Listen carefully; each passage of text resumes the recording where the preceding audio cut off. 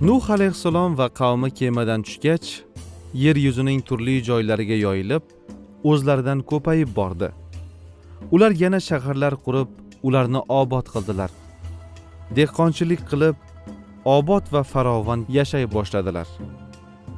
Ayni paytda bu ne'matlar qadrini bilib, Allohga shukronalar aytishar, ibodatlarini qilishardi. Yaman tomonlarda qumli barxanlar orasida Ahqof deyiladigan hududda Ot nomli qavm yashardi. Bu qavmning odamlari kuchli, baland bo'yli, yirik kelbatli kishilar edi. Ular dengizga yaqin joyda yashagani uchun baliq ovlashar, inju, marjon singari qimmatbaho toshlar topishar, dengizdagi turli ne'matlardan foydalanishardi. Boz ustiga ularning tuproqlari ham unumdor bo'lib, nima ekishsa yaxshi unar, serhosil bo'lib yetishardi. O'zlari ulardan yer va boshqalarga ham sotishar edi. Dunyoning eng go'zal shahri mana shu yerda qurilgandek, baland binolar, pishiq marmar ustunlar, baquvvat poydevorlar ustida qad ko'targan, suv kamarlari orqali shaharning barcha nuqtalariga suv yetkazilgan, to'rt yoni gulzor, bog'lari anvoyi gullar bilan to'la edi. Yo'llari keng, chiroyli, tekis va ravon, uylari benihoya shinam, binolari muhtasham bo'lib, bu shaharni Eram deb atashardi. O'zlari yasagan kuchli qurollari bor ediki, hech kim ularga qarshi turishni istamasdi. O'z davrining eng kuchli mamlakati edi u yer. Bu boylik va qudratdan mast bo'lib, boshqa jamoa va qavmlarni nazariga ilmay qo'yishgandi. Bora-bora boshqa qavmlar odamlarni masxara qilishga o'tib, ular yuradigan yo'llardagi ishoralarni almashtirib qo'yadigan odat chiqarishgandi. Endi boshqalarga turli aziyatlar yetkazishni odat qilib olgan bu qavm odamlari o'zidan kuchsizlarni qiynashga ham o'tishdi. Ular Nuh alayhissalomning o'gitlarini unutib, Allohga bandalik qilish o'rniga shaytonning amrlarini bajarib, butlarga ibodat qilishardi.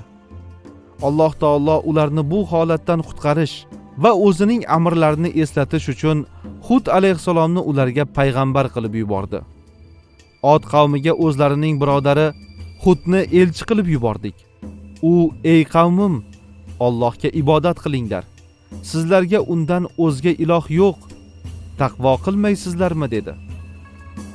Uning qavmidan kufr keltirgan zodagonlar: "Albatta biz seni espaslikda ko'rib turibmiz va albatta biz seni yolg'onchilardan deb bilamiz", dedilar. U aytdi: "Ey qavmim, menda espaslik yo'q. Aksincha men olamlarning Robbidan sizlarga yuborilgan rasulman. Sizlarga Robbimning yuborganlarini yetkazaman va men sizlarga ishonchli nasihat qo'yman."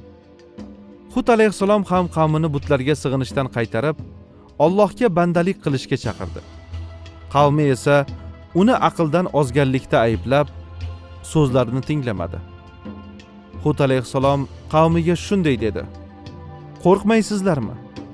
Men sizlarga ishonchli rasulman. Allohdan qo'rqinglar va menga itoat qilinglar. Buning uchun sizlardan ajr, haq so'ramasman. Mening ajrim faqatgina olamlar Robbining zimmasidadir. Har tepalikka bir belgi bo'ladigan bino qurib, behuda o'yin qilaverasizmi? Va xuddi mangu turadigandek masnalar, qo'rg'onlar tutasiz. Tutganingizda ham o'ta kibrli bo'lib tutasiz. Allohdan qo'rqing va menga itoat qiling. Sizga o'zingiz bilgan narsa ila madad bergan zotdan qo'rqing. U sizlarga chorva hayvonlari va farzandlar ila madad berdi. Bog'roqlar va buloqlar ila. Men albatta sizga ulug' kunning azobi kelishidan qo'rqaman." Ular dedilar: "Biz uchun va'z qilsang ham, qilmasang ham baribir. Bu avvalgilarning odati xolos. Biz azoblanuvchi emasmiz", deb Hudni yolg'onchi qilishdi. Shunda Hud alayhissalom ularga Nuh alayhissalomni va to'fon voqeasini eslatib, bu kabi jazo ularga ham kelishidan qavmini ogohlantirdi. Ular esa Alloh nega uni o'zlariga payg'ambar qilib yuborganini, holbuki u hali biron bir mo'jiza ko'rsatmaganini aytib, e'tiroz bildirishdi. Hud alayhissalomning aytganlariga juda kam odam ishondi. Shuning uchun ham unga ergashganlar ham juda oz edi. Boshqalar esa Hud alayhissalomga tahdid qilib, aytganlaridan voz kechishga undashardi. Hud alayhissalom agar ular noto'g'ri e'tiqod va harakatlaridan to'xtashmasa, Allohning jazosiga duchor bo'lishlarini aytdi. Qavm peshvolari esa o'zlariga jazo berilmasligini aytib, uning ustidan kulishdi. Bo'lib o'tgan gaplar Hud alayhissalomni g'amga soldi.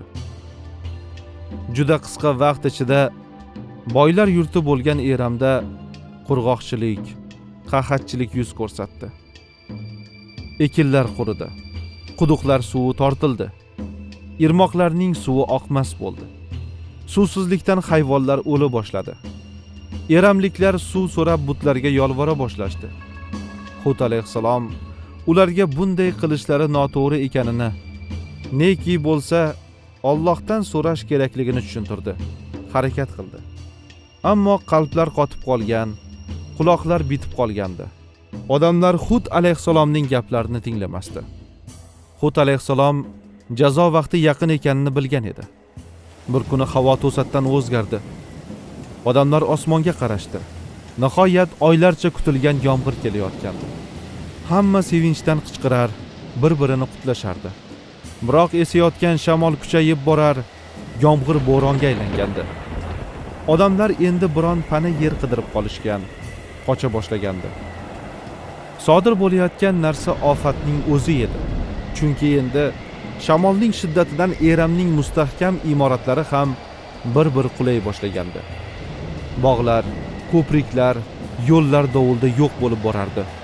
Bo'ron 7 kecha-yu 8 kunduz davom etdi. Hud alayhissalom va unga ergashganlar Allohning rahmati bilan omon qolgandi. Ular Allohga shukrona sajdalarni qilishardi. Allohni inkor qilganlarning oxiri esa voy bo'lgan, shamol suyaklarigacha teshib yuborgan edi. Allohga iymon keltirganlar esa ikki dunyoda omon qolgan edi. Va Od qavmi sarsar shamol bilan halok qilindi. Alloh uni ularning ustidan 7 kecha-yu 8 kunduz uzluksiz xizmatkor qilib qo'ydi. Bas qavmning u yerda o'lib, ag'darilib yotganini ko'rasan. Ular xuddi xurmoning g'ovak xodalariga o'xsharlar. Ulardan birortasining boqiy qolganini ko'ryapsanmi? Od qavmi Hudni yolg'onchiga chiqardi. Bas azobim va ogohlantirishim qanday bo'ldi? Bu davomli mash'um kunda ular ustiga sarsar shamolni yubordik. U odamlarni xuddi qo'porilgan xurmo tomiri kabi yulib oladir. Bas azobim va ogohlantirishim qanday bo'ldi?